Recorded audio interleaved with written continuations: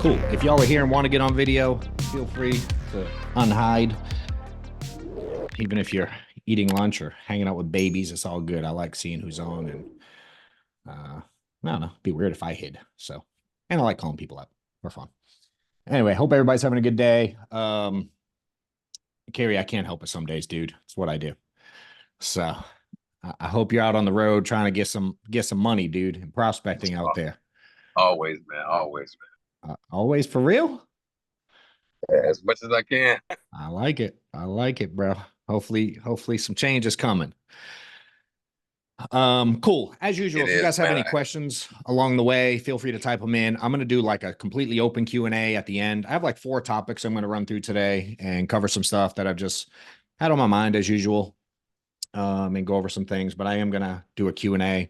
Someone hit me on social. I don't know if she's on here, but I'm thinking about it and had a question about lead flow. So if you're on at some point, certainly you can unmute, but at the end, if you want to ask a question live, need some help, whether it be with your sales stuff, your agency stuff, whatever you got going on, you want to go through scenarios, you can. If you just want to type something and be shy and I can answer it, I certainly don't mind either. So I want to do my best to help you guys with everything I can. So I got 4 topics written down today, all things that, I just kind of go throughout the week, and I like to pay attention to the way people think and speak and message me and say weird things. And, I can relate in a lot of ways because I remember the way I used to think a long time ago. And it's in some ways still do. It's like, I think the struggle with mindset continues forever, even as you get better. So I notice a lot of people think that, I don't know. I know one day I thought it would all go away and I'd be perfect at everything and this shit would never be hard. And get used to doing hard things because it don't ever go away. even if you're having success in life and doing well, like, dude, we're all shit shows. We still go through hard stuff. We still have struggles with the way we think and believability in ourselves and things like that. So, my first item is literally labeled "do hard things," and like the reason I brought it up, I had so I like to do hard things. I like to do things that most people won't do. If you followed me for a while, I do a lot of like crazy, I don't know, and I don't do a ton of them relative to the people that do a lot of them, but I like to do, I did like a marathon earlier this year. I'm hiking some crazy mountain later in August. It comes up. I got to hike this mountain 8 times in 36 hours. It's like obnoxious 30 miles or something stupid. And I literally do it to just because most people won't do it. Right. And there's a lot that's I go to the gym almost every day. If I don't, usually people around me notice, and it kind of messes up my flow of just my mental space. I like to, the gym is like the only spot in my world that I can mentally check out of everything for an hour and I don't look at my phone once. And so if I miss that hour, it's like I missed like, it'd be like not recharging your phone at night and you wake up and it's dead. I feel that way during the day if I don't get it in early. So I get up typically. And I've changed my routine a little bit lately because I felt like I was being a little bit lazy recently. I was going to like Crunch Gym at 8:30, 8. Some days I'd slack and get there at 8:30. And again, I don't know if y'all feel this, but if I go to a gym or I go to like a class where someone's telling me what to do and I have a certain amount of time to do it, one I work out significantly harder at. Right. So I had a buddy invite me to a CrossFit gym a few weeks ago. I've gone twice with him in like the last couple months. And I thought I was in pretty good shape till I did that. And I saw him doing these like, he'll clean whatever, 185 pounds and overhead squat it 62 fucking times and run a mile and do 200 jumping jacks and 58 pull-ups. And I'm like, bro, I'm dying over here. But like, normally I was in Orange Theory. I do Crunch and I would do Orange Theory for like the class, like, hey, do this, go A, do B, do C. Here's your timing. I like people just telling me what to do so I don't have to think. If I go to the gym, I have to think a lot and I'm not as efficient and I definitely don't sweat. I might move some weight, but it's not like I don't leave there dying. So I did Orange Theory to make it hard, right? Just a hard thing. I don't like the treadmill. So I signed up to Orange Theory because they have a treadmill, which sounds counterintuitive. Like I'm literally doing something I hate doing solely for the challenge. So I go to CrossFit with my buddy. And let me preface, when I'm at Orange Theory, dude, I usually crush it. If there's some kind of like, I don't know, row as many meters as you can in 15 minutes, dude, I'll kill everyone in the class. If it's do 6 rounds of, I don't know, something with weights, and then you go to the treadmill for a minute, and then you go to the rower for 90 seconds, dude, I'll smoke everyone. I will. I've just done it so long, and I've gotten in a routine, and I've gotten comfortable with how to do the breathing and move in between sets and how to pace myself. I go to CrossFit, and 16 minutes in, I thought I was going to die. Right. And I'm like, CrossFit's not Orange Theory. They're not the same. CrossFit, like Orange Theory endurance does not correlate to CrossFit endurance whatsoever.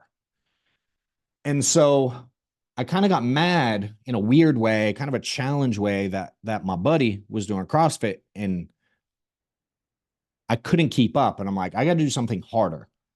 Right. So now I signed up to CrossFit maybe 3 weeks ago. And one of the things that they do, which is cool. So I've been going literally for 3 weeks, and day before yesterday, Monday. So every Monday, Wednesday, and Friday, they do like some type of weight. Monday was bench press.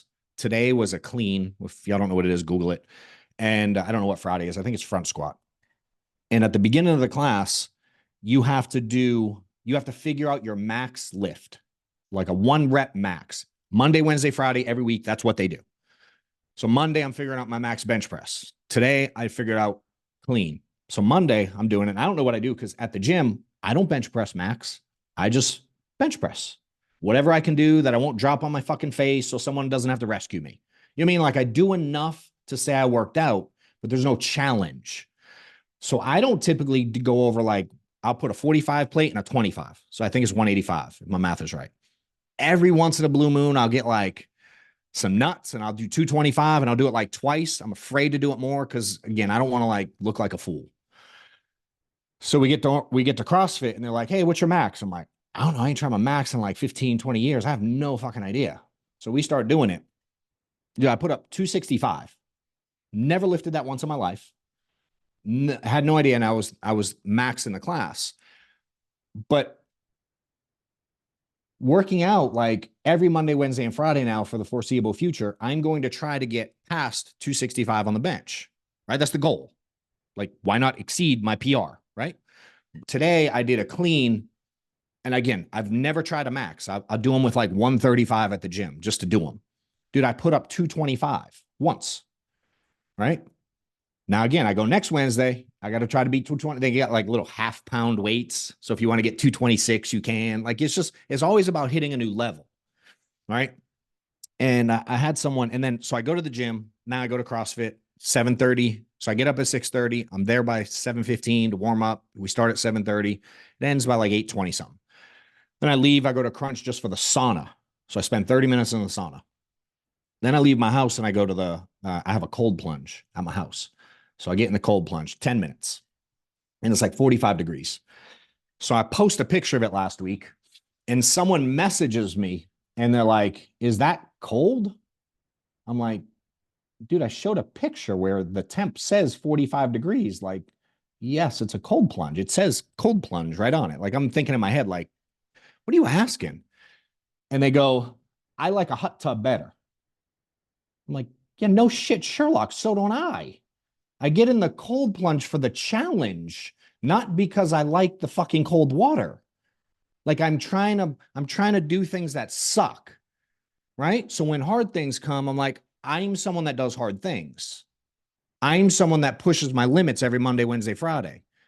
Does it make sense? Every day I get in the cold plunge, I hang on the side and I'm like, mentally, I have to get ready. Now, what I do know is every time I get in, 3 seconds, you stop feeling anything. It doesn't matter anymore. It's not cold anymore. It's the weirdest dynamic ever. But for the first 3 seconds, it takes your breath away. And so they messaged me like, oh, I got hot tub better. And I'm like, okay. Now in business, like I posted the other day, well, I say all that to say, like, what are you doing every week that's hard? What are you doing every week that's hitting a new limit? What are you doing every week in your business that's like, are you making more dials this week? Are you contacting more clients this week? Are you prospecting more this week? Are you buying more leads this week? Are you recruiting more this week? What are you doing to challenge yourself every week? Because in the physical world, it's completely normal. Everyone's bobbing their head. Makes sense. Perfect. I get it.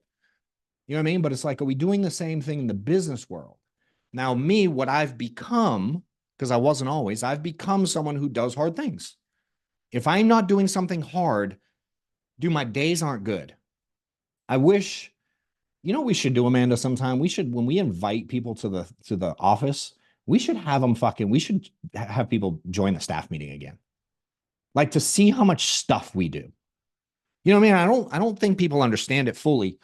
Like just this year, so far, not even this year. Dude, Reese has been with us, what, like 3 months, maybe? Something like that. He's on here. Is it 3 months? You at 3 months yet?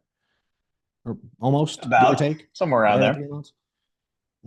Angelo's been what, 5, maybe 5 or 6 months. So he started January or something, didn't he? February, something like that, like right beginning of the year. February, Since yeah. they've come on, before it was me and Amanda, we've so I have a book coming. I wrote a book. I've been told for 8 years by 400 fucking people I should write a book, and I'm like, dude, I suck at writing. My grammar's terrible. I don't really know how to put it in order. Like I'm overthinking the shit out of it. Right. And it seems so I put it, it's been like an idea for I don't know how long, Amanda. Like a serious idea for probably 3+ years. Like I'm like it's on my list of things to do. And I just kept procrastinating it. Maybe 8 months ago, I'm like, you know what? F it, I'm doing it. So we start hammering through. Now I hired someone to do by video. So we do video calls every week and then they transcribe it and they put it in my words. And like then I go back and I edit it. So I don't have to do like they type what I say and then I change it because the dude's funny enough. He's in England, like London. So sometimes he says words like, hey, mate. I'm like, Wetmore don't say, hey, mate. Like, let's fix that. You know what I mean? And so I have to make sure the stories make sense. And so I'm like more proofing it and editing it. And anyway, long story short, I put out a book. We got it coming. Actually, shit, it's right here, ain't it? Can y'all see it? We got some pre-edit, like this is like not edited version. We got them printed because I didn't want to edit it on the computer. So we printed out to read it and see what it feels like. So we got like 10 of them shipped. We're dropping it on 8% at Cody's event on what's it, July 17th, 18th, whatever it is. So this will be out in a month. So literally a physical copy of a book, right? Since I hired Reese, one of the things that came in, we wanted to do a course because again, a million people ask me, do you have a course? Do you have a training? I'm like, nah, I just do this free shit. But I only do them when I want to do them because to be honest, it's inconvenient a lot. And I'm like, I'll do one a month. People want training now. And I'm like, all right, well, it sounds like a pain in the ass, to be honest. It's a lot of work. We hire Reese. He has history doing it. So I'm like, F it, let's do it. Dude, how quick do we knock it out? So we have a course now too. Like a sale. We're going to do multiple, but it's like sales training on everything I did to go from like broke as shit and struggling to issuing 460 grand. Right. So we knocked that out. We dropped a merch line this year. Oh, I wish I should have had you show them some. I'm like, hey, at the end of this, we're going to do I'm going to give away some shit for free just for fun. So to be clear, that's bait for y'all to stay on transparently. Right. But we're going to give away some shit because I have merch over there and I'm like, fuck, let's just give it out. And then some people are like, you should charge this for it. I'm like, well, I'm going to charge for some of it, but I like giving away stuff and I don't need the $12 that bad. So we're going to give some stuff away. But so we dropped a merch line, like y'all hear me talk about doing more and getting shit done. And I'm like, and I wear other people's merch, right? Like this is not my stuff. And one day I'm like, why don't I have my own shit? Like this dude did it. Why can't I do it? Well, it's a pain in the ass. Figure out where to get the stuff from, how to get it printed. So Amanda helped with that. Right. And we did a whiteboard yesterday. Amanda texted me. I'm going to share your stuff, Amanda. I'm sorry. She texted me and she goes, I need Adderall for the next few weeks to get through this fucking list. To stay focused. Because by 8%, we have a list of, I don't know, 200 fucking things we want to get done. Like there's a big ass whiteboard full of stuff. Right. Because when the whiteboard gets empty, I'm like, what are we doing that's hard? What are we doing? Why are we stopping? Because financially, I could stop. Like I could be okay. I could be, you know what I mean? Like I can't travel private around the world for the rest of the time. But from a dude who was making 40 grand a year 10 years ago, I could survive on interest for a long time. you know what I mean, and be okay. I could live. But I like doing hard things and accomplishing shit. You know, so the course is out there. If you're interested, and this is not, if you want it, great. If you don't, who gives a shit? I don't care either way. But jwcourse.com if you want it. People here were given there's a code, Mastermind, if you want 15% off it. It's like $300. It's no money for the course. So like what I want y'all to understand is like, are you looking at your stuff every day and going, what am I accomplishing? What am I knocking out? We have to-do lists. Like we have more mother effing to-do lists in this office than anything I've ever seen because I like accomplishing things. It feels good. And when I do hard things in a personal world that put me in an environment where it's uncomfortable and I'm used to getting through them, how do you think it feels when I hit something hard that I didn't see coming? Because remember, who am I? I'm someone who does hard things, right? So like if you don't put yourself in those situations on a regular basis in your current status, when something's hard, who are you? Do you quit? Do you pull back? I was at a training last week speaking at an event in Chicago and started asking people like, hey, what do you do when like leads don't answer? Yeah, we just stop calling them. I'm like, wait, so the goal is to get them to answer. They don't answer and you stop calling them. Like, you should be an asshole, but isn't that stupid?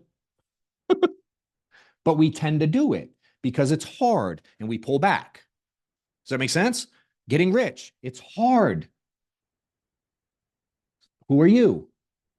Do you watch Netflix at night instead of doing stuff you said you'd accomplish? You know what I mean?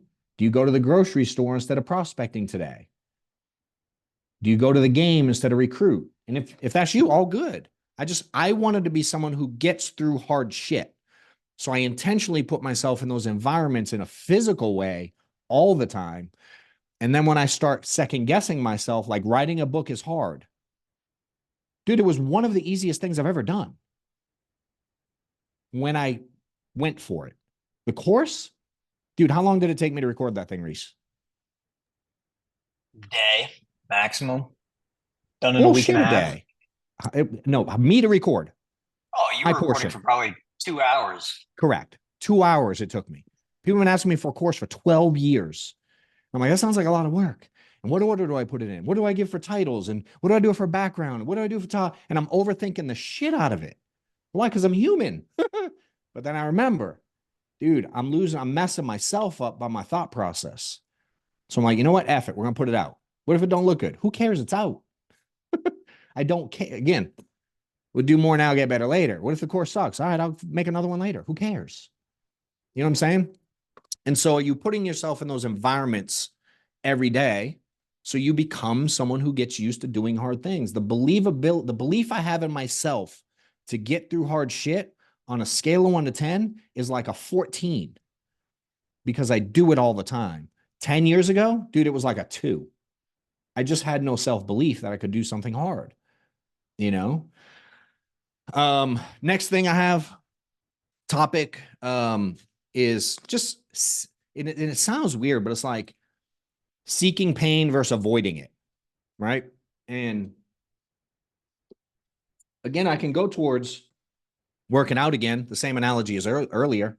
If working out is easier, if working out is easy, if I go to the gym and it's easy, am I gaining any muscle? No, not at all. In fact, you know how many people at the gym are fat? Fucking most. I go to the gym. Most people in the gym are out of shape. Are out of shape. Most people at Orange Theory are out of shape. Why? Because they just do enough to say they went and then they leave. It's hard to be disciplined with what you eat.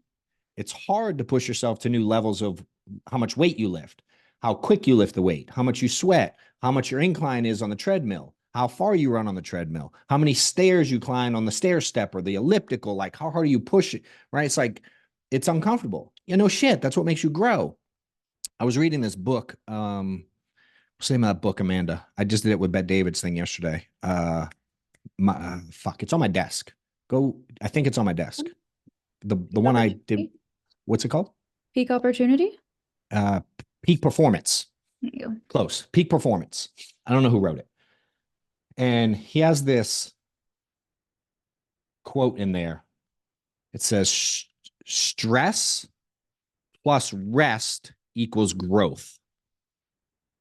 Right? So putting yourself in high stress situations, yet having a balance of very intentional rest. And the ratio, they did scientific studies on this thing. It was really cool. And the ratio was like, on average, high stress work of 2 hours to function at the best capacity the brain can. The rest needed after 2 hours is 7 minutes. High stress work 2 hours, rest 7 minutes, 9 minutes, whatever the number was. It was super low. Where I know I've been around this long enough, so you know people dial for an hour or two, they take off a few hours. They dial for an hour, a morning session, an afternoon session, an evening session. Pretty standard. I'm gonna recruit a couple in the morning, couple in the evening. It's like the gaps of the rest are so long. So it's the appropriate amount of rest with high levels of stress and intentional, and it creates growth. Same as exercise. You stress the muscles, you literally break them down. And then the rest, I mean, you're good to go the next day. You know what I mean? Like you can work out hard as shit every day. You know, some people are like, you need rest. I'm like, yeah, I'm in the gym for an hour and a half. I got 22 and a half hours of rest. 1.5 of work, 22 and a half of rest. You know what I mean? And if you fuel your body the right way, that helps even more. And so it's like in this situation, it's like high levels of work stress. We did a lot yesterday in the office. That's a couple days. Was it yesterday, Amanda, where I was like, I felt like I got hit by a truck? Or was that the day before? When I fell asleep on the way to baseball? Yeah, that was yesterday. Was it yesterday? My days run together. We do so much shit. So we knocked out, I think yesterday was my nonstop day. Is that correct? Where I had all those calls? Mm-hmm. So I get in so I had the gym, normal thing. I think I got to the office at 10, was my first call at 10 yesterday, I think. And I did not stop till, when did we leave? It was like 5, was yesterday like 5:30? Mm-hmm. So 10 a.m. to 5:30, I did not get off the phone or a Zoom for more than a few minutes. It was like I had a 10, I had 11, I had a 12:15, I had a 1:30, whatever it was. It was back to back to back to back. Then we met with Reese in the middle. Then you and I sat down and we brainstormed some shit because you were stressed the fuck out laying on the floor in your office. Fair. Reese came, was it Reese or Angela? Angela walks around the corner and he's like, how the fuck's Amanda on the floor? I'm like, that's her stress spot. So I'm on the whiteboard writing down what she's stressed about. And we make a list and we look at it. It's like, it's only like 4 things, but the 4 things have 10 things in them. But we made a path for it. Right. And I leave the office and I feel great. I feel energized when I work like that. But I get in the car, Maddox has baseball, and I get in the car and I drive to the house. It's like 10 minutes away. My wife drives to baseball. I sit in the passenger seat and I pass out like in a fucking coma at 6 o'clock driving to baseball. And I get to baseball 6:20, 6:30. I text Amanda. I'm like, yeah, I feel like I got hit by a truck because the energy put towards the work in that window of 7 hours was so much stuff. I take basically a 20-minute nap on the way to the game. She tells me she needs Adderall. I needed a nap. Then we watched the rest of the game and I was fine the rest of the night. I just needed a moment, you know? And again, for me, it's high activity, high stress, a little bit of rest. Hell, we're going to be really transparent. Amanda took a little 10-minute cat nap in her office this morning because she was like feeling drained. Just 10 minutes, but back at it. She actually finished editing my book this after that we had a deadline at 1:30. She finished at 1:32. So she did really fucking good. And so I say the seek pain, not avoid it. Most people try to avoid it, right? But you understand when you're avoiding pain, you're avoiding one of the key metrics to growth. You're trying to skip it. You can't have the growth without the stress part. It's a phenomenal book, and they relate it not only to physical activity, athletics and Olympic athletes and crazy, but they relate it to business as well. It's a really good fucking read. And so some of the stuff I'm wearing today, this, can y'all read that? Into the Storm, right? So I think this is from Rich Froning, which is a CrossFit dude. I'm pretty sure this is his brand. And the thought on this, and you can just Google it. So if you Google, you don't have to do it now because I'm gonna tell the story. But if you like, is that real? Google it. Like buffaloes. So this is the other one, right? So buffaloes, crazy enough, I learned this when I learned what this meant. Like the big animal, a giant ass fucking beast of animals, which one day I want to like I had the opportunity to like shoot one this year, and they were so easy and didn't move. I'm like, I want to try something tricky. Like I went hunting for the first time in my life. Anyway, into the storm. So Buffalo, when it starts storming out, a big ass thunderstorm, rainstorm, something like a weather storm comes. Most animals, people like, and we run away, right? Hurricane in Florida. What do? Lock down, do your windows, you bounce. Animals fly away, whatever it is. Fucking Buffalo, they turn and they start charging towards the storm. They literally head right the fuck into it. Because if the storm's coming this way and you try to run, I don't know how to do it like you try to go the same way and it catches you, you're going to be in the storm for a long time running away from it, right? Think if you're driving and you're driving with a storm, you're in the storm forever. If you just go right the fuck through it, you're in it the shortest amount of time.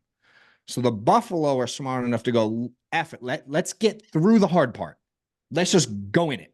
And they go right into the storm. So they're in it the least amount of time.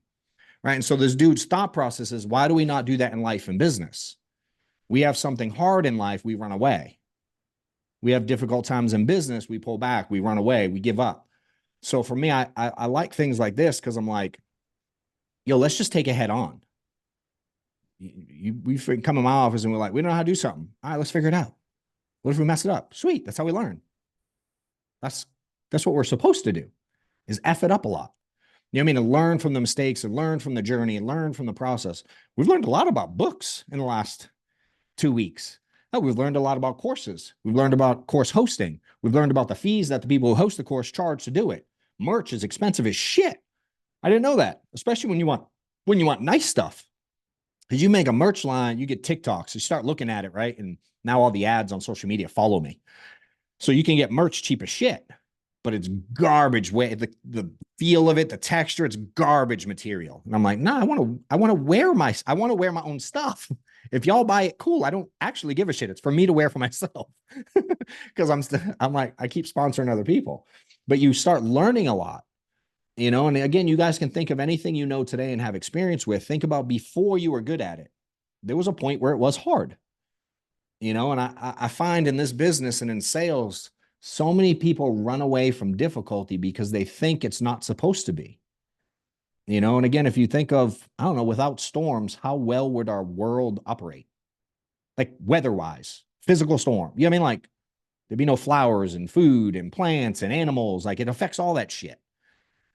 And again, if there were no hard things in business, that would mean everyone could do what you're trying to do, and it wouldn't be that exciting, and it wouldn't pay very well. And there'd be like a new level of, it'd be like fucking socialism. And I don't get into politics, but it's like, if it's all the same for everybody, like who's winning now? No one, you know. And I was talking to, what was I talking to yesterday? I had a podcast yesterday. Oh, it was Easton. So on a podcast, some of y'all know I have a podcast, Insurance Insiders. And had this dude, Easton, he's issued like $4 million in life insurance on his own pen in the last 5 years. His top year was like 940 G's on his own pen, just selling life insurance. And we were cutting it up because I remember when he was new, and I was new at a building when he started. And his team's doing, I think they'll do like 20 million this year or something. And I remember training him when he was brand new. And one of the things he said he was most thankful for along the journey were all the people that had more talent than him that quit, because it gave him the opportunity he has today to have the agency he has. Because there were so many more people that he worked with that were colleagues and other people in my agency that were better than him in sales. And I'm like, dude, I can fucking relate. The guy who trained and mentored me, some of the guys that he was mentoring when I got in, dude, they were sharp as shit. They had sales skills. They had all kinds of good stuff going on in there. And I'm like, but when things got hard, because they will get hard, I promise you, you've already had hard, like buckle the F up. That don't stop. It actually gets harder in a lot of ways and becomes more expensive. I was talking with these, we started talking about like building an agency. Every big agency player I know, every single one of them has had a multiple six-figure roll-up from someone else. So we start talking about making it through a roll-up debt of 6 figures, where most agents give up after a chargeback of $1,000 or $2,000. You know what I mean? But like, we've grown our capacity and we've grown our circle, and we're not afraid of that stuff. We seek it in the craziest way. It's like, you seek a big roll up. That means I'm doing something.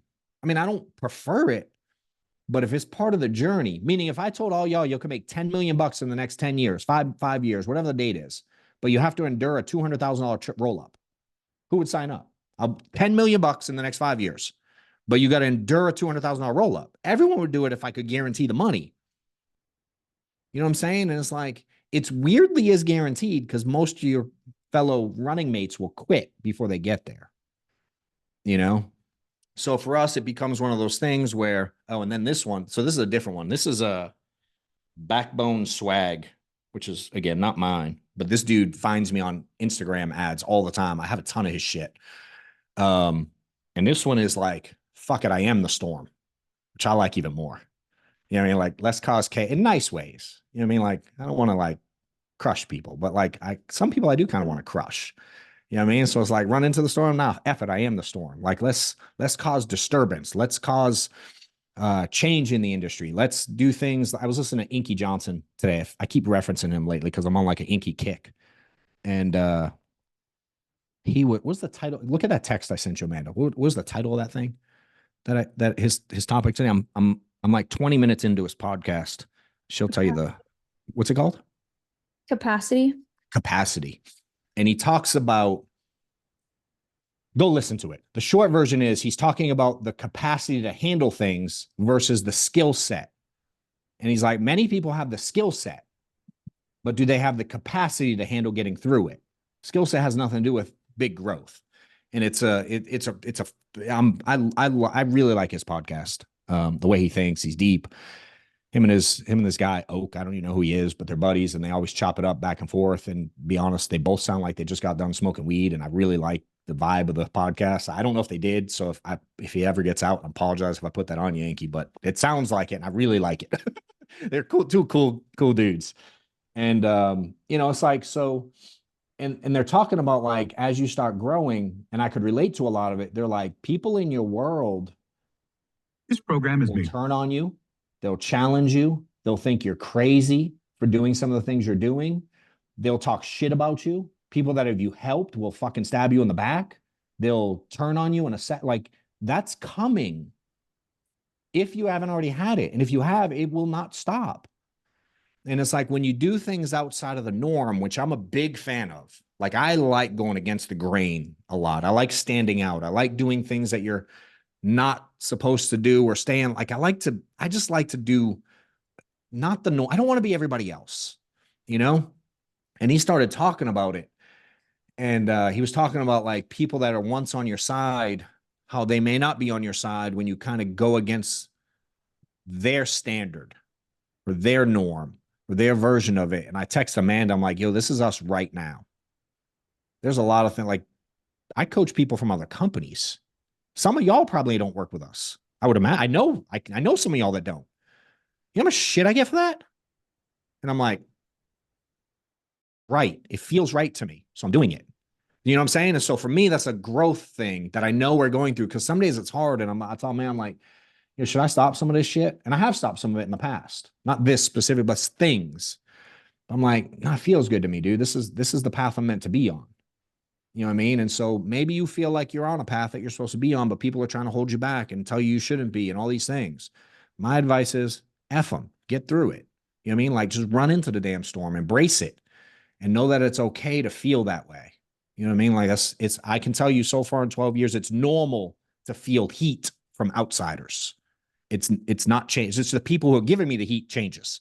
But the concept has not changed in 12 years. I feel it just from different people at different stages of business. Before I get into the third one, any of y'all going to Amanda, I can't see the questions thing. So is there anything I should answer? You don't have to let me know now, but if there is.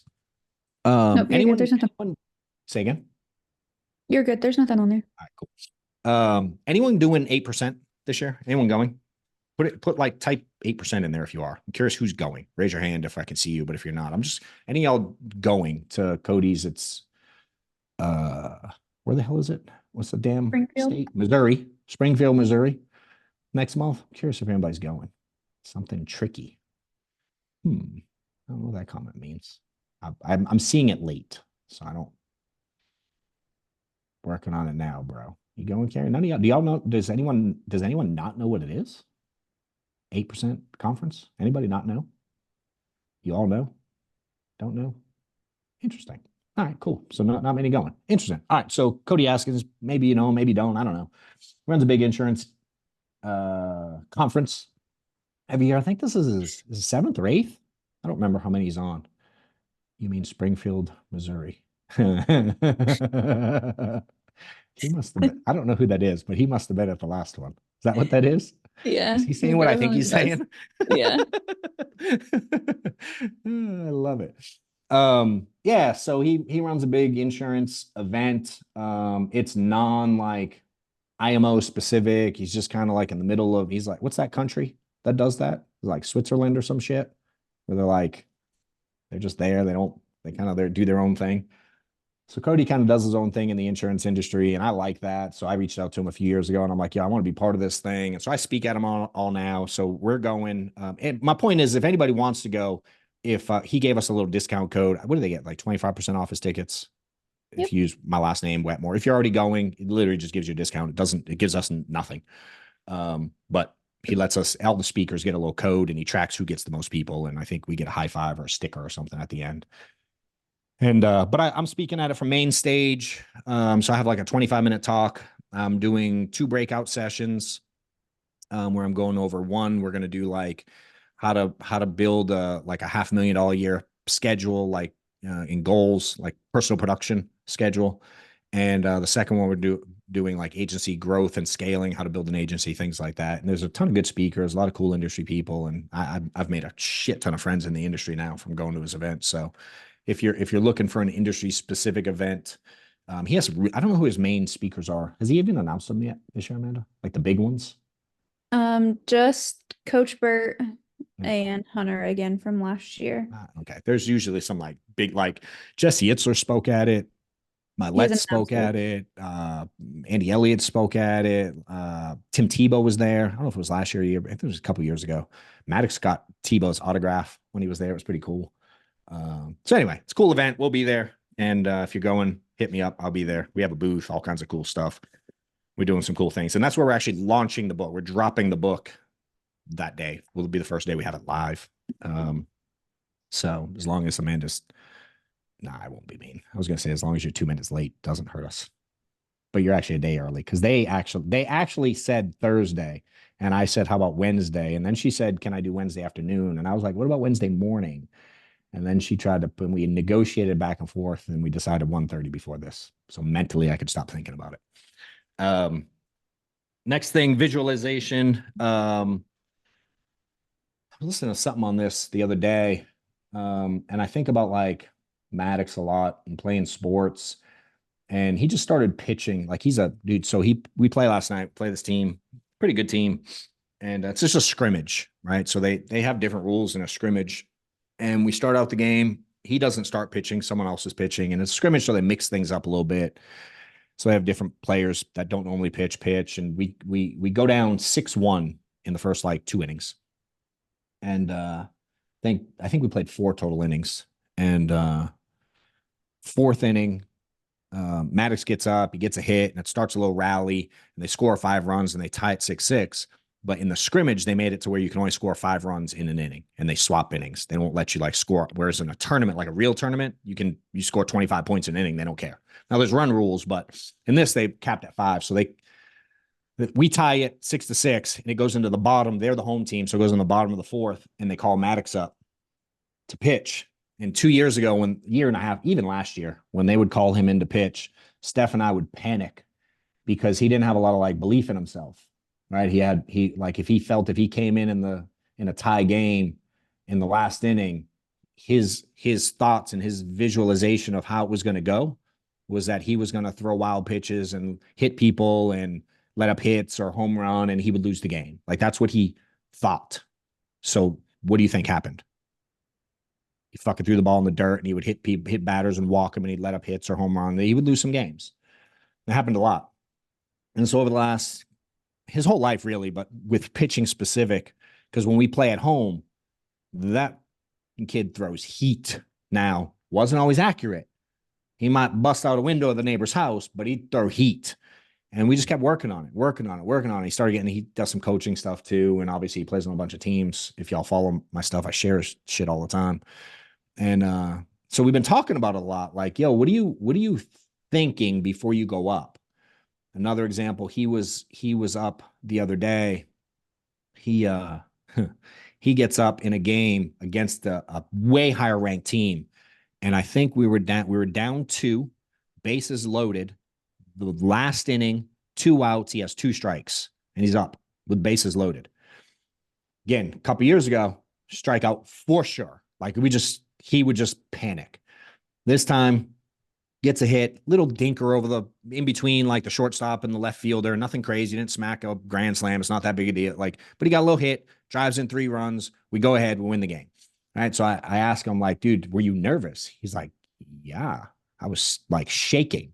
I'm like, well, what were you thinking? He's like, about what happened, like knocking in the winning run. Where a couple years ago, he'd have been worried. His whole thought would have been, don't strike out, don't strike out, don't strike out. Where now I'm trying to teach him, like, yo, why don't you think about, if you're going to make shit up in your head, and I tell you all this all the time, like when you have thoughts and visualizations, it's made up. And most of us have made up fears. We foresee the negative things that we fear. And I'm like, I don't think anyone's not smart enough to realize that that's made up. Like, it hasn't happened yet. You realize you're making shit up. Yes, we all do. Cool. So if we're going to make up shit, can we make up good shit? Like, we're making it up. Why don't we pick good stuff to make up? And I've been teaching Maddox this the whole time. So he gets in last night. Again, 6-6. We can't win because it's ending at 4 innings. There's no chance to win, but we could still lose. So he gets up, strikes out the first kid, 4 pitches, strikes him out. Second kid strikes him out, 5 pitches maybe. Next one he walks. One dude got a hit, like kind of an error hit the dude's glove, fell. So he has 2 people on his second and third. The last dude up, big dude, like can definitely hit a bomb. Long, super long, not that long a story. He strikes out the third guy. So he strikes out 3 guys. He did let people on base, but he walked off the field like confident, happy as shit that he didn't lose. And the parents were cheering him on. He was throwing heat last night, and he had this level of comfort that was different. And I'm like, dude, why did you seem so loose? Like, he was cutting up with the catcher a little bit when he was pitching. Like, he was kind of like jokey a little bit. And I'm like, dude, what was that all about? And he was like, I mean, it was a scrimmage. There was no fear. I'm like, but it was a game and you were trying to win, right? He's like, hell yeah. I'm like, so why can't you have that same relaxedness when it quote unquote counts? Because to me, the scrimmage counted just as much as the real game. Call it what you want. It's a game. We're trying to win. You know what I mean? But he has it when there's things on the line, sometimes we can think different and visualize things differently. You know what I mean? Where if I'm like, yo, pretend to call me. You call me, no problem. I give you an objection. You don't give a shit. But I'm like, yo, here's some leads. Pick up the phone. People get nervous. You know what I mean? It's like live. And so you have to be really aware of the way you're picturing things all throughout the day. You know, when you buy your next batch of leads, are you like, sure, hope these fucking things work. Hope it ain't another bad batch. You know what I mean? Or you're like, yo, I'm going to go kill these. There's so many opportunities in here. I'm going to cry. Like, are you thinking the right way and speaking the right way to yourself? You know, and just seeing Maddox at 12 have a growth mindset that surpasses most adults because all he hears about. And again, to be clear, I ain't perfect at this shit. Ask Amanda. She wanted to punch me in the face the other day because I was being a fucking whiny bitch about something. You know what I mean? But it's like, I don't let it linger long. I learned to catch it. I even apologize about it. I'm like, my bad. Hey, can you just smack me in the face sooner next time? You know what I mean? Like, I'm good. Just, I know I'm imperfect and y'all are too, but I have belief in myself that I can stop it and fix it and make it right. And I want y'all to have that level of belief too, because I'm just a dude like y'all. You know what I mean? I'm just a guy trying to make some money in the world. I know there's some ladies on here, so the same concept. You know what I mean? I'm just like someone out here trying to take care of his family. You know? Last thing, attitude and effort.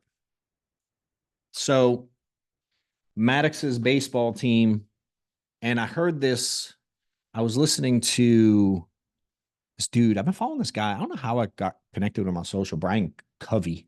I think it's pronounced Covey. I'm learning a little bit about him. He used to be professional soccer player, and now he's like a big dude, big wig in the mortgage industry. And he does a lot of self-development stuff and whatever. I like his shit. I was listening to his stuff earlier too, and he's had the same, his professional soccer team had the same principles. But Maddox's team's principles is attitude and effort in practice on the field. That's it. So when we're done, if we lose, certainly we're going to try to tweak maybe some things they did wrong. You field the ground ball at the side where you should have got in front of it. Like Maddox has this problem when he's swinging, and I don't know a lot about mechanics, but I watch the coaches train him. And like when he tries to swing the bat, he like flicks his wrist, like to try to hit the bat. And he's like, nah, your wrist shouldn't move. It's like and he's teaching him to punch through the ball. Right. So they do fix mechanics, but what they focus at the end of each game on is how was your attitude and how was your effort during the game? Because if we win and you had a shitty attitude and no effort, they're not really that happy. And if you lose, but you went all out, you know what I mean, and your attitude was right and you put in effort, granted they're 12, they're going to be sad. But if overall the attitude and the effort were there, dude, it's a good day. You know, and again, I think that's a really simple thing to for you guys to maintain for yourself. Is like, I know when I was struggling on the phones or struggling on the field or struggling financially, but I sure as shit took a shitty attitude home to my family. They definitely heard about the bad day. They definitely heard about the bad batch of leads. You know what I mean? The people around me certainly heard about the agent who was an asshole or didn't make his calls or didn't call me back or said he was going to do this and quit or whatever happened. You know what I mean? Agent rolls me debt. Someone gives me shit. I don't know. So whatever it is. I know a lot of days, man, I poured my garbage on other people. And I know if Maddox's coaches were there, they'd be like, yo, attitude and effort sucked today, bro. You know what I mean? And like when Maddox plays golf, I'm struggling teaching him in golf. It's really weird. But he gets like so frustrated if he doesn't play golf perfect every time because he's gotten pretty good for 12. Like he's okay, given he's only been playing like a year. But man, when he has an off day, he'll hit the ball and he'll shank it to the woods. And the first thing out of his mouth, I'm so bad. Oh, I'm so bad. I'm like, yo, stop saying that to yourself. Like, cut it out. So we're on like one of the final holes the other day and I lost my shit, which I don't like to do, but I grabbed him by the shirt and I'm like, dude, if another human being spoke to you the way you speak to yourself, I would beat the fucking shit out of them. Stop speaking to yourself that way. You know what I mean? I'm not mad. It's a weird balance because I'm not mad that he's upset about his performance. I'm mad at the way he behaves and verbally talks about his upsetness about his performance and the way he speaks to himself. I hate when he says he's bad. I'm like, dude, can you at least say you made a bad shot? I'm going to work on it. Like, tweak the wording, tweak the way you speak to yourself. And I just, man, I can relate so heavily. So I'm trying so hard to train him. So we play on Father's Day, 18 holes. That mother effer was pissed for 17 of the 18 holes. It was a tough day. And I'm trying, Steph's like, he's tired. He's been baseball and it's sunny and he was at the pool all day yesterday. Like, give him some grace and patience. And I'm like, I'm trying. I just hate how he tears himself down, you know? And when I hear about some of y'all tell me about the way you believe in yourself or don't, or the way you see this business or the way you're struggling, I'm like, yo, I hate the way y'all speak to yourselves. It drives me mother effing bananas because you all have the potential and ability. You know what I mean? But if you're telling yourself you suck, dude, you're going to suck. This is not that deep. You know what I mean? And then are you really putting forth the effort every day? Like, and only you can judge you. You have to figure it out for yourself. You know what I mean? What's your scale of high effort? You know, every time I post something on social media about like high activity, I posted something the other day about, it was something like anyone can make 1,000 calls in a day, but almost no one will make 600 for 600 days straight. Meaning the consistency. Like, anyone can work hard today. Who gives a shit? Are you going to still be working hard next week, next month, next year, next decade? Probably not. For most people. You know, and I'm like, what is your level? What's your standard every day? You know, so I post that. Someone replied, and I like the dude. He's great. And he's like, we make 50 calls a day and do just fine. I'm like, cool. If you're making money, don't change. But yo, for me, 50 calls, that ain't my world. I'm like, that ain't my stand. Yeah, it's yours. I don't care. You know what I mean? Another guy was like, if you're making 1,000 calls, you're wasting your time. I'm like, I'm talking to the people who sit around doing fucking nothing. Because he's some AI guy. I looked at his profile. He sells AI shit. And I'm like, so what are you going to sell AI and tell them they don't have to work and they can be lazy and get rich? Yo, they should go to work. They can get rich. You need AI later. I need you to build a skill set. I need you to build thick skin. I need you to build the ability to handle no. I need you to build resilience. I need you to build skill set communicating with people. How do we do that? Sure as shit, not AI.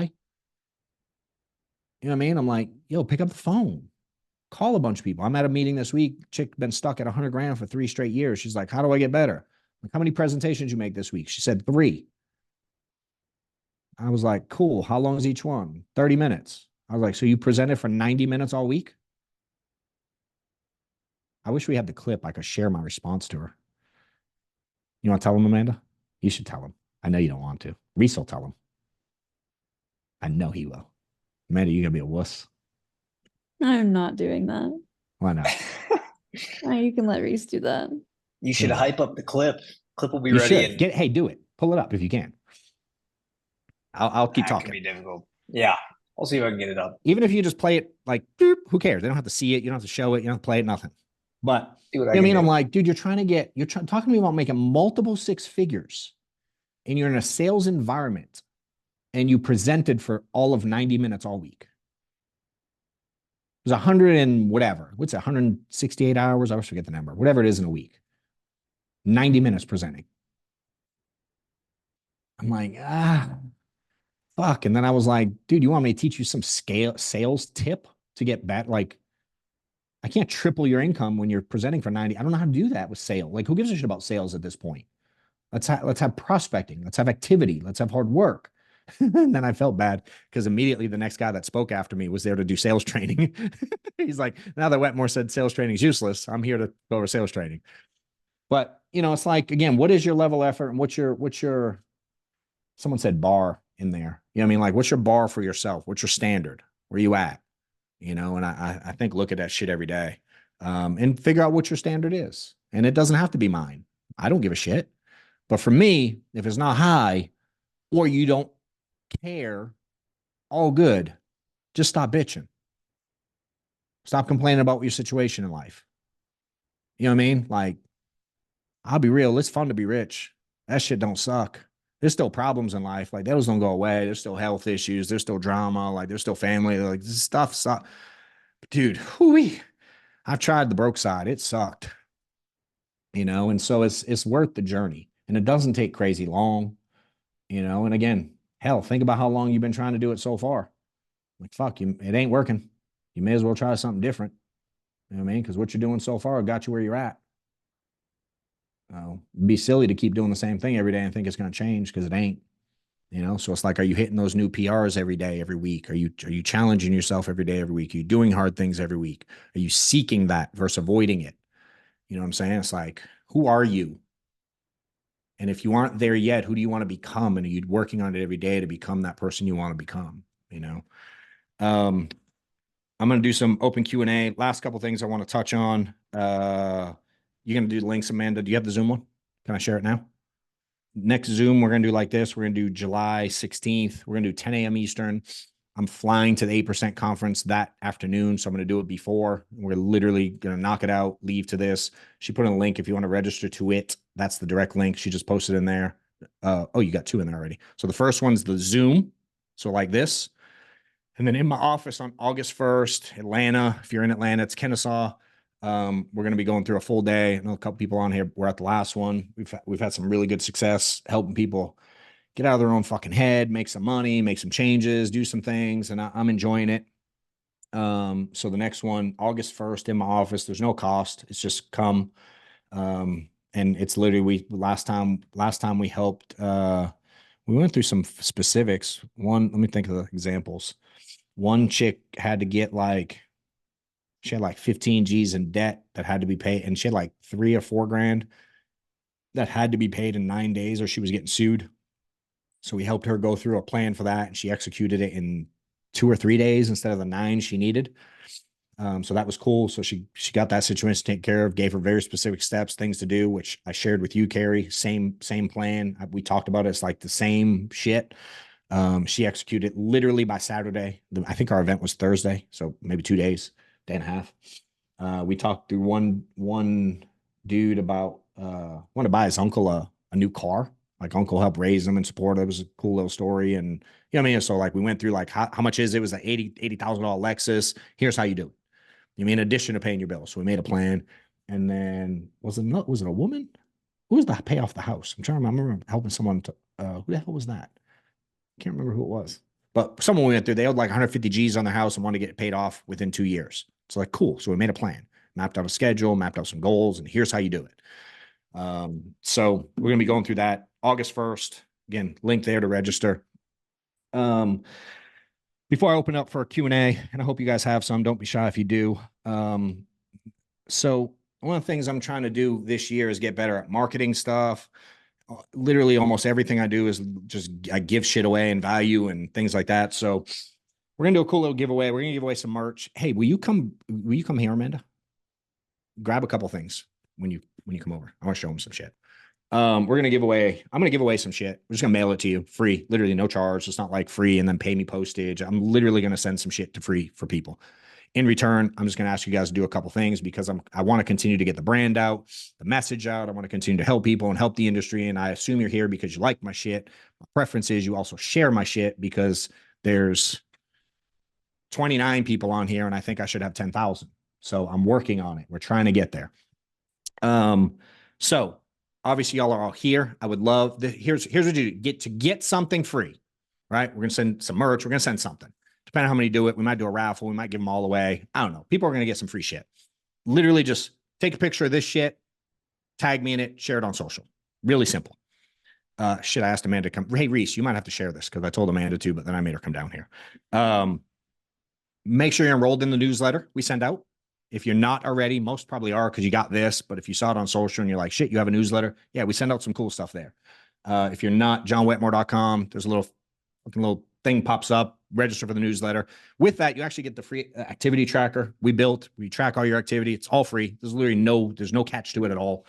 And then we have a podcast. Anybody heard the podcast? Couple. Cool. So I'm doing a really shitty job marketing it. So that's this little gimmick we're doing here is to try to fucking market more and get y'all to help me because I'm not good at it and I need help. So, hey, Reese, go hit enter on Amanda's laptop. She already typed it all up. Oh, then. Yeah.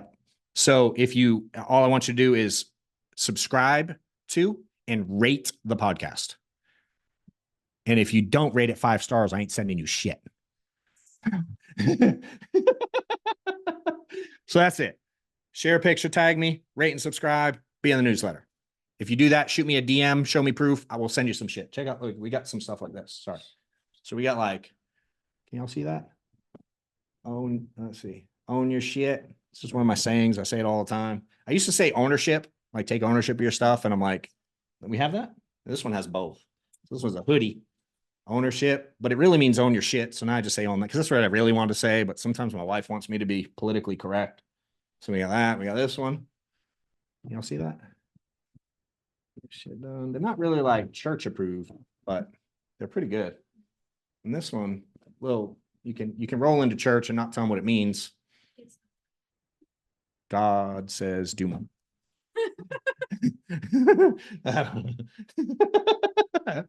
And we got GSD. Y'all see that? I don't know if you can see that. Check it out.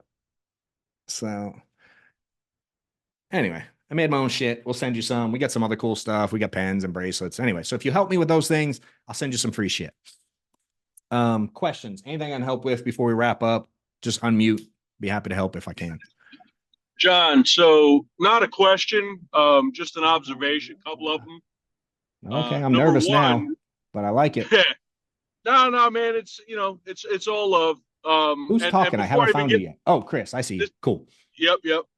So first off, thanks for what you do. You had said I'm not good at marketing.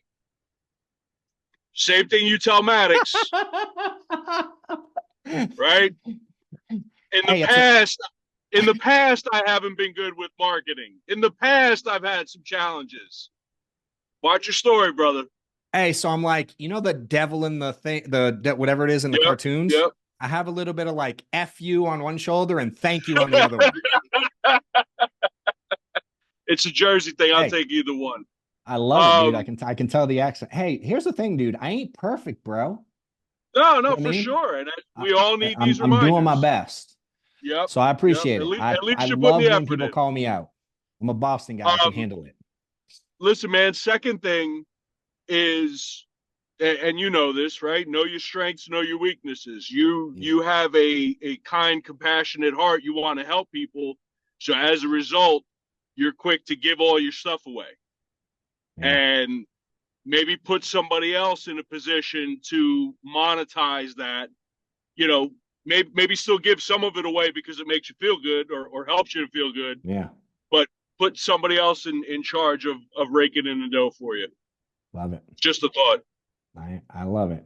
I'm a big value first, and I'm 100% sure the money will come. And I've been blessed too with money, but Bro, and I am trying to make you more. put plenty of value out there. So Nah, I'm trying to make more of it. I want a jet.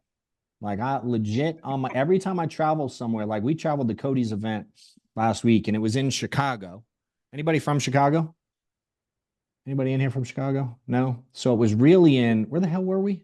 Man, I don't know if you're on there yet, Amanda. We were in fucking like middle of nowhere, Illinois. It was not Chicago. It was an hour and 15 minutes from Chicago. And so I fly there and I'm like, dude, if I had a jet, there was a private airport 6 minutes from his meeting in Bodunk, Illinois. I'm like, I really wanted to fly right there. And then I was like, or if I had a helicopter, I could fly from Chicago airport and land on the hotel roof. You know what I mean? People are like, there's that's always crazy. there's I'm always like, a dude, NetJets membership or one of those memberships where, you know, you can do that without buying a plane. But I want to be able to do it every day, everywhere. You know what I mean? And I'm plane. just like, not, I'd spend $300 grand a month on, I'm like, I ain't got it like that yet to spend that on frivolous, you know what I mean? I'm like, but I think about it every day. You know what I mean? I want to do more and I want to, with it, I can help more people. I can bring people along. And when we get it, we're going to do some dope stuff. I promise you. And those of y'all that work your ass off will be along with us. And Amanda's going to stock it full of cool shit. It's on the vision board. So we're getting there, man. But I appreciate the feedback. It helps. John, can you hear me, brother? I can. Who is it? Tell me who Hey, it is. this is Joseph here. You the one that was in Chicago? Yes, sir. That's correct. All I'm right. here. With, now the message makes sense with I got it all. I remember you. Yes. yes, sir. I love it. What's up? Here with JY, the insurance guy, man. Oh, what's up? That's him back there hiding? Yes, sir. What up, brother? What up, dude? Shit, homie. Appreciate you. You got it, dude. Hey, we're gonna see you July 17th as well. But I do have a genuine question I wanted to ask. Was there a point in your career where production wise you had like a drastic increase? Maybe you were stagnant. You had that drastic increase in your results. And also, what, if any, changes were made in your mentality, relationships, or day-to-day routine that was a direct correlation to the production results? Yeah. So I'll give you the short version. The full version that's what I wrote the book on. It's literally the journey. What I'm about to tell you changed my mother effing life. Does that make sense? I can only give you a short version because I got 200 pages on it here. And it sounds stupid, but it was literally just doing more. And it sounds like that's it. I'm like, dude, literally that was fucking it. Because that's the only thing I could change in one day. Right now, with time, more things developed. My mentality, I couldn't change my full mentality in one day. I couldn't change my full belief level in one day. Does that make sense? I couldn't just fix it all at once. So what I made a decision to do was I'm very analytical by nature. A former accountant. I give like 900 examples in the book where I was a kid and I would track shit. I would monitor stuff. I kept stats when I was in Little League of my own. I'm psychotic I'm very analytical. And when I was doing some analyzing, I had a big revelation that as I shared there, I tried to get in the business in 2008. I got my license in 2010. I sold my first policy not till 2012. And I didn't start making real money till 2015. So it's a 7-year gap. I was mediocre as fuck. Does that make sense? Yes, sir. So 2015, March of 2015, it was February is when I had the conversation with a few people. March is when I really implemented everything. Going into March was the first full month that I implemented this. And I had a little, prior to that, I had a little bit of a revelation that during those years, although I was making only a little bit of money, and again, I was paying my bills, but there was nothing phenomenal happening in my life. When I looked at the activity I had and I looked at the money I made, and I like alluded to it a little bit in Chicago. When I looked at those two things, remember when I'd circled the thing in the middle that everyone hates? There's the activity and there's the money. It's all the shit in the middle everyone hates. The prospecting, the no's, the closing, the carrier shit, the apps, all the bullshit you got to do and deal with, right? Everybody, activity, money, all the stuff in the middle is the tough stuff. So I looked at the activity and I looked at the money, and I figured out per activity, I knew how much I made. So I learned that I made, and it's the title of one of the, chapter, let's see what chapter it is. I don't know if it's set. Are they numbered? Chapter, where the hell is it? Chapter 4. I don't know if you can see that. Can y'all see that? I don't know how well that comes out on the, I wish we could share it. It says 17, the number that changed my life. Right? So when I looked at activity and I looked at deposits, every time I made a phone call, it deposited $17 in my account. That's what the math equaled. Now, I was only making like 300 fucking phone calls a month. So I was only making like 4 or 5 G's. I was making no money. But every time I made a phone call, it equals $17. And then one time I did it later, and every time I booked an appointment, I would make $300. I book an appointment, make $300. The middle didn't fucking matter because activity equaled money. Cancels, chargebacks, no-shows, all the stuff. Activity, money. And so I was like, I spent 5 years trying to get really fucking good, dude. Product, phone script, magical objection overcoming. And I'd feel bad, like that dude that came up after me because he was really good at sales stuff. And I'm like, just telling him how, you know what I mean? I'm like, God damn, he had to be next. And his stuff was really good. And I do believe in sales stuff, but I don't believe the people who are broke as fuck and don't work need sales stuff today. They need it, but they need it tomorrow. You know what I mean? I'm like, who gives a shit right now? So for me, I took those numbers and I was like, and I was very emotional, analytical and emotional. So when all the stuff in the middle, I would lose my shit. I was like Maddox on the golf course. I would lose it. And so when I realized activity equals money, I was like, yo, what if I just, hence the name of the book, what if I just do more now and get better later? Which is why I changed Cody's thing to do more now. All right. You know what I mean? I was like, what if I just worry about doing more now? I'll get better fucking another day. Just, I don't care right now. And so I went, how much do I want to make? 250 grand was my goal at that time. So I reverse engineered it. And I went, I know I'm making X amount per appointment. So I did the math and I had to sit, if I sat 1,000 people and I made $250 a pop, it's 250,000. That's not that deep. 1,000 activity, 250 per, 250 G's. It was a math equation to me. How do I sit 1,000 people? I have to book 1,500 because a shitload of them no-show me. Right? So I'm like, all right, what if I just go see 1,500 people this year and see what the fuck happens? Nothing else mattered to me that year. That was my goal. 1,500 scheduled, period. What product? Who cares? What'd you say? Who cares? 1,500, because I had already performed to prove the number. I sucked. I'm like, what if I just suck 1,500 times this year? What will it do? The math says it'll equal 250. So I'm like, I don't care how bad I am if I make 250. You know what I mean? Like I could get you to go pick up cow shit in a field for the next 12 months. Many people, if I pay 250 grand, they're like, I'll eat it. I don't care. It's 250 G's. Right? So I went into it with that mentality. What I didn't realize, and that was it. So to get to the 1,500 people in a year, that meant I had to do 120 in a month. To do 120 a month, that meant I had to do on average 30 a week. To do on average 30 a week, 4 days a week, meant I had to do on average seven, you know what I mean? Like the number, I just whittled it down, dude. So for me, I only did the field, and I didn't share this there, but I did Tuesday, Wednesday every week, every other Friday, one Saturday a month. It was 11 days a month on an average month, on a 31, maybe 12 if the calendar falls right. So I just booked 10 or 11 appointments every day I was in the field. 120 a month, 1,500 a year, $250 a pop. That was the goal. And I executed it, dude. And then what happened is I didn't take into account my analytical thinking, didn't take into account momentum and skill set improvement. I didn't think of those two things. There was no formula for that. So instead of 250, I hit 460. So I fucked up and made an extra 200 grand because my math was wrong. Let's go. You know what I'm saying? And I'm like, that's why I teach what I teach. Can I teach you how to sell? Fuck yeah, dude. I'm really good at sales. But dude, if you're making 42 grand a year, who gives a fuck? I know the reason you're making 42 grand a year is because you don't see enough people. I'm 100% sure of it. But most people want to get rich on the 42 people. And I'm like, cut it out.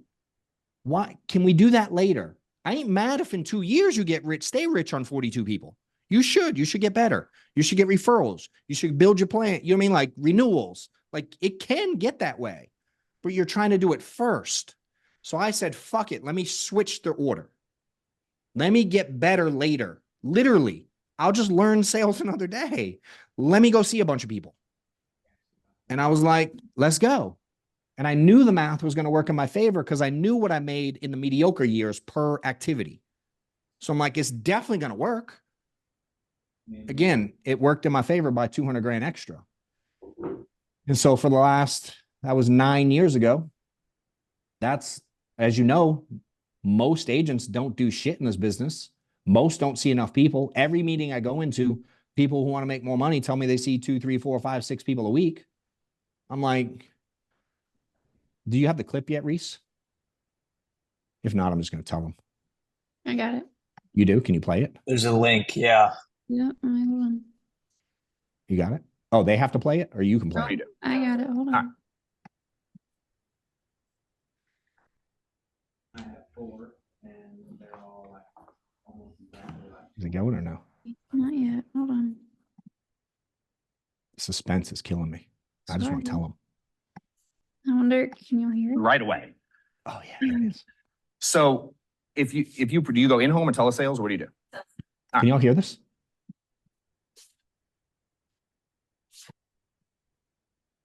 Why'd it stop? How long does one of them take? Presentation. Ooh, 30 minutes. Okay. 30 minutes. How many total minutes have you presented this week? 90 minutes. I've peed longer than that this week.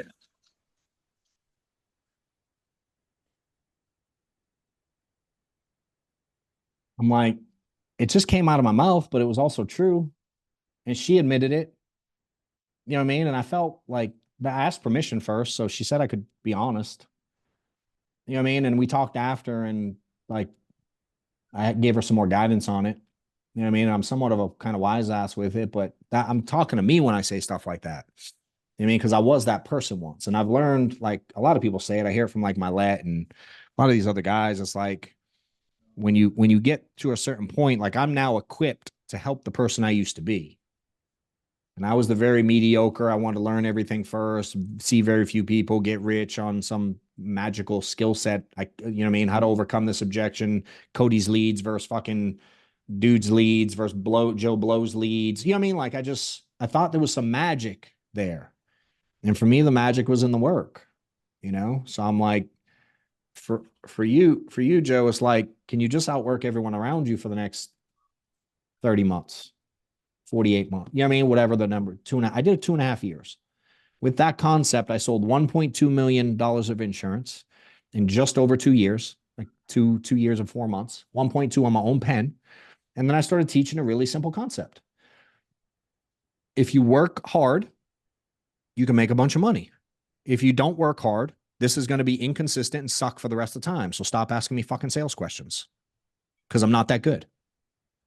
Cut it out. Like if you work part-time, 90 minutes presenting in a week is part-time. If you don't spend 40 hours trying to prospect or presenting to people, you're part-time. Period. So if you're part-time, stop bitching. That's my answer in building the agency. because I was bitching for 5 years. And then I realized I was part-time because I was seeing 8 people a week. Hour each. I gave myself hours. She said 30 minutes. I was like, yo, I got an hour. I'm 8 hours. You know what I mean? I'm making 4 hours worth of phone calls. I'm working 12 hours a week, wondering why I was mediocre. And where it mattered. All the other shit y'all count, stop counting it. I drive to clients. I look up carrier stuff. I watch Cody's videos. I'm on your fucking mastermind. Dude, it don't count. You know what I mean? And when I had a regular ass job, dude, when I drove an hour and a half or 2 hours to it, I still had to work 40 when I got there. You know what I mean? And when I went to college to get an accounting degree, I had to work 40 hours and then go to school at night to get better in my career. I didn't get to count it. I was like, I go to school. Can I leave at noon? They'd be like, fuck you, you're fired. You know what I mean? So I had to start holding myself accountable to a different level. And the way I always word it, man, and it's one of the things that drives me the most crazy. A lot of people I hear say, I wish he had, or I hear people say, I wish I had the mentality of an entrepreneur to stay more disciplined. I wish Joe was more like an entrepreneur and would stay more disciplined. I'm like, yeah, I wish you had a mentality of an employee, because when you're an employee, you're disciplined as shit because you don't miss no days. And if you don't figure out how to do it in this world, you're going to be an employee again. Some of y'all might be employees also currently, you know, and I just didn't want that, dude. So it was like, I changed that in one day, bro, because I had some shit in life and money was a factor in my life and I hated it. And I just, one day, dude, I lost my shit and I changed. And I said, no more, I'm done. I knew the answer. Y'all know the answer. It's just, will you do it? And will you stop doing the shit you do instead? That's the hard part, bro. Because to do 1,500 a year, I had to give up some shit. I had to be gone a lot. I had to miss my family. You know what I mean? Like, dude, it was hard. But it wasn't any harder than being broke. You know what I mean? And it got good quick. You know, by July, I had issued like 200 grand. This was like March. And I'm like, what the hell? Let's go. You know what I mean? And it changed quick, man. And that's all I've taught for this entire time. And then if you put in activity, yo, watch when I give you some sales training too. You want some sales training? I got you. I can train on that shit better than most because I've done it. Same theory. You know, I've done it. And I've gone from crappy sales to really good at sales. So I can relate to both sides. I was really bad with people and then I got really good with people. I was really bad at asking questions and I got really good at asking questions. You know what I mean? I got really fucking good, dude. So then I started teaching it and I'll only teach it the way I did it. I don't know how to teach it another way. And the way I did it was work my ass off and get better at sales later. So if you want to do it the reverse, call someone else. But you don't hear a lot of those people going, stay home, work as little as you do now, do this, and you'll be rich. What do we call those? Don't do shit. Say this and get rich. See an ad on TikTok today. What are you going to think? $9.99. Keep doing nothing. Get rich. It's a fucking scam. You know what I mean? I'm like, work your mother effing ass off for 2 years and learn sales along the way from someone who knows how to sell. You get rich, dude. You know what I mean? And I'm just teaching that, bro. And we're up to, we did 209 million last year with 6,000 agents, dude. It's working. I ain't changing it now. You know what I mean? It's like, Hey, I am who I am and it's worked. So I appreciate that, brother. Thanks a lot. you got it. Anybody else got anything? You got 10 more minutes on the calendar. Y'all can bounce if you need to, but if anyone has a question, more than happy to answer it. John Wilson. What up, dude? Hey, how you doing? Yeah, so I'm getting to a point where I'm booking 25 plus appointments each week. Telesales or in-home? Virtual. Okay. Yeah. Problem is my show rate is really low. I know the problem. 25 don't cut it virtual, bro. What does it need? Well, let's talk math, right? How many days a week do you sell? I'm working basically 6 days a week. All right, so 6 days a week, 25 people a week is how many a day? You mean as how many appointments? Average. Yeah, like three, 4 a day. Okay, so if you book 4 a day, how many do you talk to? Right now, on average, probably about 1. All right, so what time do you start booking? 8 a.m. What time do you finish? What's the latest appointment you'll take? 8 p.m. All right, so 8 a.m. to 8 p.m. we talk to one person a day on average. Yeah. Don't cut it, dude. Right? So now the question is, how many do we want to talk to accomplish what we want? How many would you like to present to a day? What kind of money are you trying to make? Trying to get 200 plus. 200K. So that's call 5K a week. It's 250. Yeah. Right? Yeah. How much do you make on that policy? Average deposit. After chargebacks, all that, like roughly. How much are you gonna make? 500, 600. 500. So you got to sell 10 apps a week. Yeah. For 5Gs. Yeah. Right? Yep. And you're gonna have fall off. So let's say you got to sell 13 a week to keep 10. Got it. Yep. So now 6 days a week, we got to sell 2 a day on average. And or increase your average premium. But we're going to do the math on the conservative side, and then you learn how to increase your premium, you make even more money. Make sense? Right. So we're going to stay super, because 500 average is super low. We do 209 million, our average is $1,200. You know what I mean? So it's like, now I remember selling only $500 policies because I was scared. Yeah. I wouldn't show big stuff. I'll give you one tip. You sell final expense or mortgage term? What do you sell? Mortgage term for the most part. Okay. Start showing people. Here's the most you qualify for. They make me show you. Here's option 2 and 3. Like if you want to show them 100 grand, 50 grand, 200 grand, 100 grand, whatever the thing is, be like, yo, they make me show you that this is the most you're eligible for. 400 grand is this much. You sell final expense, be like, the most you're eligible for is 40 grand, but here's 20 and 10. You'd be shocked how many people pick bigger numbers, dude. You'd be fucking shocked at it. Right? So again, we call it 2 a day. All right. How many people do you need to present to sell 1 on average?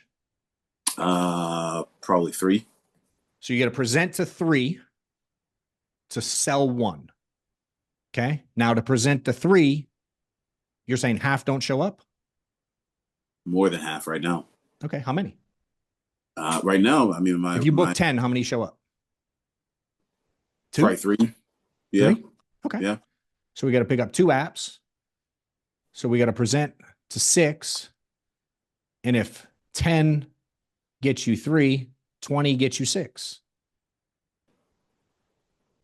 Right? And if most aren't showing up, so the fear of overbooking for people is, what if more than 1 are there?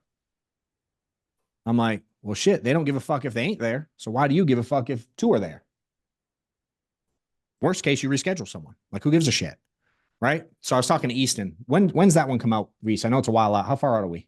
4 weeks? Probably 4 or 5 weeks. So I did one with Easton Patton. He issued top year, 940 grand, sells virtual, 80 grand a month without even fucking blinking. He's really good at sales, like really good. He's been with me 5 years. He books 15 a day. Now he ain't selling that today because he has a big team he manages too. He's making $1 million anyway, and he's still booking 15 a day to accomplish goals. Does that make sense? So if you go, all right, I booked now, can we get people better at no showing? Sure, there's some tweaks we can make. But just right off the rip, imagine if you book every 30 minutes. 8, 8:30, 9, 9:30, 10, 10:30, 11, 11:30, 12, 12:30, right? Right. Now you book 24 in a day. You don't have to hit your number. But I would say 15 would be my minimum if I'm you. I'm going to space them out 30 minutes for. I wouldn't do a big space though, because again, on average, over half are not showing up. Right. So what I like to do is book a range. Go, yo, you good between 8 and 8:20? And then tell the next one, yo, you good between 8:15 and 8:30? And if you call 8:15 at 8:07, they don't care. Right. You know what I mean? If you do your 8, you know by 8:30 if they're buying or not. You know what I'm saying? So it's like you kind of overlap them a little bit, ask for a little grace. Hey, I got a bunch of appointments. Do you mind if I give you a call in this window? Look out for this number. Does that make sense? You can certainly confirm first if you want. You can certainly send them your driver's license, your ID, your website, shit like that to build some trust, things like that. You know what I mean? Like all little tips to help improve it, but just straight raw numbers. You book 15, you're probably going to speak to 6 and you're going to sell your 2. Gotcha. What you got going on now? Now, do you have the ability, willingness, money to get the lead flow to do that? That's on you. Yeah. You know what I'm saying? Like, you're going to have to figure that out. How long you been in the business? Just 2 months. Cool. You buying leads every week? Yes. Okay. But right How now, mu- I'm just the ones that I sell. I put that money back in the lead. So Perfect. I'm selling a whole bunch. But that's That's how it should go. So it's a lot easier to do that and live when you front load it. You know what I'm saying? If you go put 5 G's in the bank this week, dude, you can drop 2 G's easy on leads. And then you got the lead flow easy. Yes. Right. So at the stage you're at now, what you have to do, I assume you have a bunch of leads that have never picked up. Yes. All right. So opportunity. Does that make sense? Do you get leads local to you or at a distance? Most of them are at a distance. Okay, cool. Out of state. Do you have the ability to get leads near you? If not, it's okay. It's possible. It's possible. All right, cool. Basically, and the only reason I do that is if you got leads near you and they don't pick up, you can also go knock on their door. Yes. You know what I'm saying? And then if you knock on their door, you can also knock on 3 neighbors' doors and go, yo, I was just helping out Joe across the street, just trying to see if you need some help with life insurance. You know what I'm saying? So you knock on 10, 15 doors a day, and then you knock on 3, 4 neighbors at each door. Now you're hitting 40, 50, 60 people a day, 2, 3, you know what I mean? It's like, yo, we got activity. We got prospecting. You know what I mean? Something's going to pop, dude. And so what you want to do is not drag it out. Right. So the way you're doing it now, you're dragging the process out because you run a little bit, you make a little bit, you put it all back in. I ain't got money for bills. You run a little bit, you make a bit, you put it back in, you ain't got money for bills. That fucking rat race sucks. So what we need to do is take all those old leads you got, right? Take all of them. Maybe you got, how many you get a week, roughly? Leads. 40 to 50. All right. So we got a couple hundred. So you got 400 total, 400, 500 total leads. Maybe a couple hundred have never picked up. Yeah. Fair number? Yep. If you take 200, if you gave them to me right now, what I would do is I'd break them up into stacks of 25. Okay. And I'd start dialing early as fuck. And I would dial nonstop.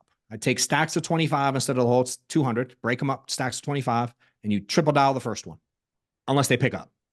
3 times, unless they pick up. Right? Worst case, they pick up and they go, oh, what the fuck you call me for? You go, oh, my bad. Voicemail's messed up. I'm sorry. I didn't know. Anyway, my name is, and you move on. Like, no big deal. You triple dial them. You go through the stack of 25. Okay. My thought is maybe 5 pick up, 4 tell you to fuck off. You book 1. Now you got 20 left. Right? You triple dial those 20 again right away. 5 pick up, 4 tell you to fuck off. You book 1 more. You got 15 left. Triple dial 1 more time. 5 pick up, 4 tell you to fuck off. You book 1. So now you got 3 out of the first stack. Okay. The question is, can you handle 4, 8, 12 telling you to fuck off and 70 not answering mentally? Mm-hmm. But I got 3, and it'll probably only take you an hour and a half to work through 25 if you do it right. Okay. Triple dialing, if I call you 3 times or I call you once now, once tomorrow, if I call you 9 times in the next couple hours, the odds of you picking up are certainly higher. Yes. All I'm looking for is odds, dude, and opportunity. You know what I mean? And you're going to have to get over whatever fears you have of doing that. If you have fears, I know some people out here watching are like, fuck that. I couldn't do it. I'm like, yo, if you knew they were going to die tomorrow, could you do it? Of course you could. And imagine if they died and you found out that you could have called, they find out like, yo, you could have called them, but you didn't because you were scared and they died and their family got fucked. And I said, hey, Bob, I know you're dead, but Don had the chance to call you 9 times that day. Would you have been mad? What's he going to say? He wishes I would have done it. So you got to go at it from a different perspective. If it's a fear, which many people it is, that's why I'm saying it up front. Does it make sense? Yeah. So you work through those 25 like that. You're done with those 25. Now you got, say, 10 didn't pick up at all. You just put them over there. And however many we said, 12 told you to fuck off. Who cares? Put them over here. 2 different stacks. You go to your next 25, you do it again. Next 25, do it again. Next 25, you know what I mean? I promise you, dude, you will not get through 200 leads without booking 15 appointments. There's no fucking way. It will work. I've done it with thousands of agents for 10 years. I've never had someone get through all 200, ever. Right? Now, you go book your appointments for the next week. Again, you're talking 15 a day. Dude, 50, 60 a week telesales is bare minimum if you want to be rich. Booked. 50, 60 a week. Attempt. Maybe you present to 20. You know what I mean? You pick up 5 apps, fucking life is good. And we can work on skill set stuff down the road. But you don't have enough reps to make skill set really good. You know what I mean? I throw you out on the NBA court right now. Dude, I don't care how much three-point training we got, you're gonna miss. You know what I'm saying? Just is what it is. So accept that part of the journey. Understand it's hard to get there. It's like getting the ball rolling. Okay. Now you make it. Now you got decisions to make. You make the money, pop it back. That way you get the lead flow higher, because 40-50 ain't gonna, you can't book 40-50 with 40-50 leads. Right. You need 150 leads. You know what I'm saying?